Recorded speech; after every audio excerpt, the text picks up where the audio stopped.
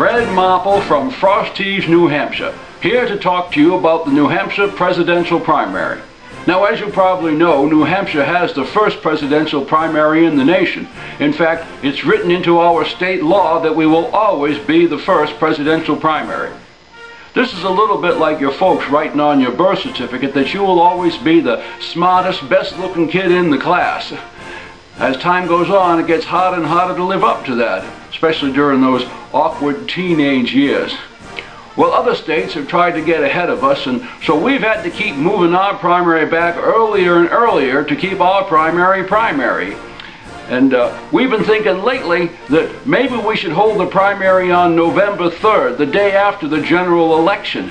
That way the candidates that didn't win the election could just roll their advertising over to the next election cycle.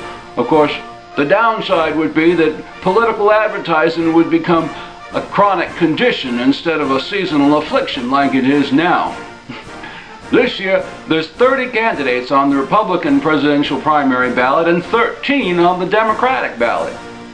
Most of these folks got about as much chance of becoming president as my cat Lena, maybe less. I think the reason there's so many candidates on the ballot is it's so easy to get on the presidential primary ballot in New Hampshire. Last time I checked, the fee was $1.25 plus 2 box tops from Corn Krispies cereal. Other states make it much harder to get on. They charge tens of thousands of dollars and have very special requirements. I think in Montana you have to brand a live steer before you can be on the ballot.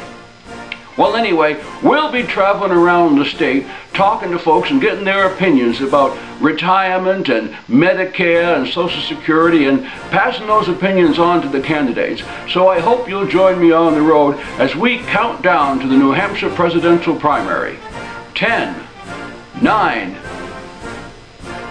8, 7, 6, 5,